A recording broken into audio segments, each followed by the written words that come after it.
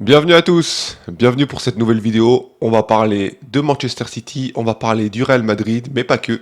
On va revenir un peu sur le PSG aussi. On va revenir sur ces demi-finales, tout ce qui s'est passé, ce qu'on a aimé, ce qui nous a déçus, etc. Au travers de plusieurs sujets, comme vous l'avez vu dans le titre de la vidéo. Alors on va commencer évidemment par la qualification du Real Madrid. Voilà, le Real Madrid a battu City au terme d'un match nul au penalty. Alors, est-ce que c'est mérité?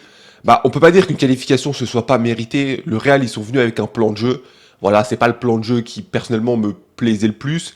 Ils sont arrivés, ils ont mis le bus et ils se sont dit ça va passer quoi. En gros, hein, il y avait pas plus que ça. Ils ont marqué en premier, donc ça les a confortés dans l'idée qu'il fallait mettre le bus. Et City de leur côté, bah ils ont eu la possession, mais ils s'en sont très mal servis. Et malheureusement, bah pour City, bah ça s'est pas passé au final. Ils ont réussi à égaliser, mais ils ont pas réussi à marquer. Alors moi, je suis vraiment pas fan de ce que le Real a fait. Pour moi, le Real, ils ont pas été. C'est bizarre ce que je vais dire, mais ils ont pas été à la hauteur de leur statut, même s'ils ont gagné. Parce que là, ils ont joué comme une équipe de Ligue 1, quoi, qui affrontait Paris.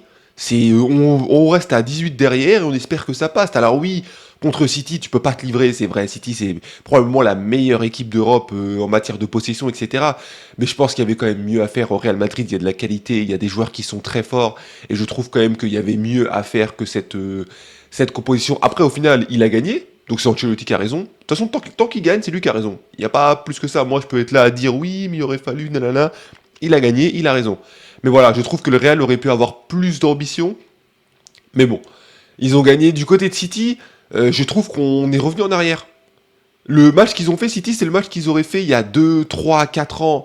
Une possession, on a le ballon, on attend, on fait des passes, des surpasses, mais il n'y a personne qui veut tirer au final. Il y a eu très peu de tirs, je trouve, à part De Bruyne qui osait frapper, les autres, ça tirait pas. Foden a tiré un tout petit peu vers la fin. Et en fait, on a retrouvé le City d'avant Haaland. City jouait comme ça, puis Haaland est arrivé, et on s'est dit, ouais, maintenant Haaland, il va être là, il va proposer de la profondeur, un point de fixation, il va permettre à City de développer un nouveau jeu, et je trouve que c'était le cas l'année dernière, il apportait de nouvelles solutions. Mais là, cette année, ce qui est terrible, c'est que maintenant City joue comme ça, avec Haaland dans l'équipe. Et le problème, c'est que, en fait, bah, c'est comme si Haaland n'était pas là. Et Haaland, parce qu'on va revenir sur lui, Haaland, il fait 2 matchs catastrophiques. Vraiment, mais tous les matchs importants cette année de Haaland, ils sont catastrophiques. On peut pas dire le contraire. Honnêtement, Haaland, il serait français, il jouerait en Ligue 1, il jouerait au PSG, on serait en train de le descendre. On le descendrait comme on descendrait jamais un joueur. Haaland, contre les grosses équipes cette année, il est nul. Il est archi nul. Et pourtant, c'est un joueur que j'aime beaucoup, mais il est nul. Je comprends pas. Honnêtement, je trouve que cette année, c'est l'année où on remarque que le matching entre Haaland et Manchester City, il va pas.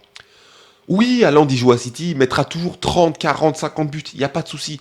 Mais être aussi peu décisif dans les matchs aussi importants, pour moi, ça démontre qu'il y a un problème de matching. Même les joueurs de City, si c'est pas pour que Haaland marque, ils vont pas lui faire la passe. Haaland, il sert à rien d'autre que marquer. Quand Foden il veut faire une 1-2, il va pas la mettre à Haaland. Même si Haaland il est à peu près tout seul, on va pas lui mettre le ballon. Tant qu'il est pas dans la surface, prêt à tirer, prêt à mettre une tête, on lui met pas le ballon. La plupart des joueurs, hormis De Bruyne, je trouve, la plupart des joueurs, ils ont pas confiance en Haaland. Et c'est en partie justifié parce que Haaland, lui le premier, il demande rien d'autre que marquer des buts. Et moi je trouve que le matching, il va pas. Donc à long terme, même quand Alvarez il est rentré, pour revenir dessus, même quand Alvarez il est rentré, il a apporté des choses en plus sur ce match. Ça ne veut pas dire que dans tous les matchs ce serait le cas. Dans 90% des cas en championnat, ce sera mieux de mettre Haaland. Mais dans un match comme ça, c'était mieux de mettre Alvarez. Et donc, il faut se poser des questions, parce qu'au final, si tous les ans, Haaland, il performe à ce niveau-là dans des grands matchs, est-ce que City va réussir à remporter 2, 3, 4 Ligues des Champions? Je sais pas. Et est-ce que Guardiola va pas se lasser d'avoir un joueur de ce profil-là, alors qu'on sait très bien que, déjà, il est pas fan des neufs, alors d'autant plus d'un neuf qui a ces capacités-là, je pense qu'au fond, il doit commencer à en avoir un peu marre. Donc si demain, on propose quelque chose à Haaland, je suis pas sûr que Guardiola s'oppose tant que ça à son départ. Vous voyez? Enfin bon bref, c'est pour revenir sur le cas Haaland. Foden n'a pas été incroyable non plus, voilà. Je sais qu'il y avait beaucoup de choses qui disaient sur Foden, ouais, peut-être qu'il mérite d'aller haut, ballon d'or, etc. Je trouve que dans un match comme ça, on voit quand même qu'il lui manque encore quelque chose. C'est pas lui qui fait que City perd, mais pendant 60 minutes, il touche pas le ballon et ça dérange personne, quoi.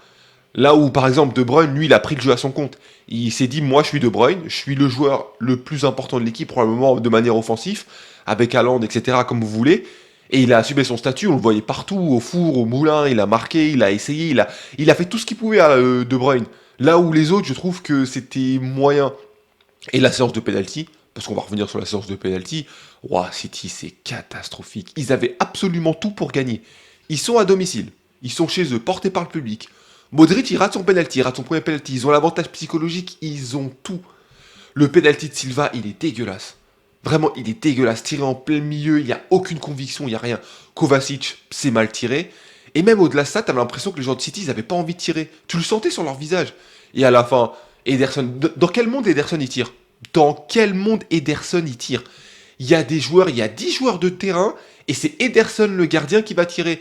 J'en ai rien à faire que Ederson a dit ouais, moi je le sens. Jamais tu laisses tirer le gardien aussi proche. Tu le laisses tirer en septième, en huitième, en neuvième si vous voulez, mais pas là. C'est n'importe quoi. C'est n'importe quoi. Il y a des joueurs à City qui ont manqué de caractère. Ça, c'est un fait. Et je trouve que, quelque part, ils méritent de se faire éliminer pour ne pas avoir assez su développer leur jeu, alors qu'ils avaient le ballon, qu'ils avaient tout pour s'imposer. Moi, pour moi, je maintiens, City a été meilleur que le Real sur les deux rencontres. City, si on prend le mérite des deux matchs, il méritait un peu plus de passer que le Real. Le Real mérite en partie sa qualification, il n'y a pas de souci. Hein. Mais dans le jeu, City le méritait un peu plus, et le fait qu'ils n'ont pas réussi à concrétiser, je trouve que c'est très dommageable pour eux. Parce qu'au final, ils se retrouvent avec une saison, ok, ils vont peut-être gagner le championnat, mais ils auraient pu faire plus en vrai. Ils auraient pu faire plus. Le Real, eux, ils ont fait ce qu'ils avaient à faire. Faut pas oublier qu'ils étaient à l'extérieur. Et même si j'ai dit plus tôt que au niveau du jeu, j'ai pas été convaincu, la vérité, c'est que quand tu joues contre City à l'extérieur, t'as combien d'autres options? Voilà, faut être réaliste. Le Real s'est qualifié, c'est le plus important.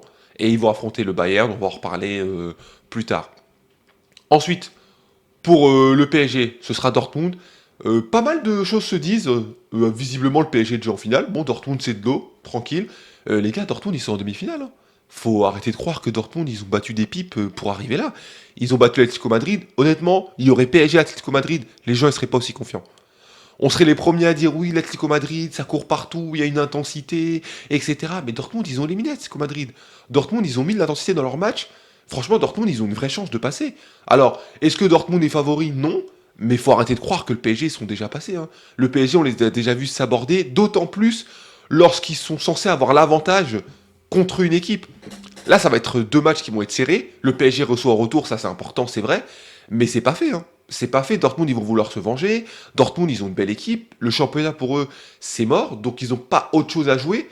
Donc, franchement, ça va être un match là, c'est comme ça. Je devais pronostiquer, je dirais, c'est du 60-40 pour le PSG. Mais maintenant, il faut attendre que le match arrive. Et il y a encore plein de choses qui peuvent arriver. Dortmund, moi, pour avoir vu un très très long résumé du match contre l'Atlético Madrid, ils sont largement capables d'éliminer le PSG. Ce PSG, qui n'oublions pas, avant le carton rouge, pour moi, il passait pas contre le Barça.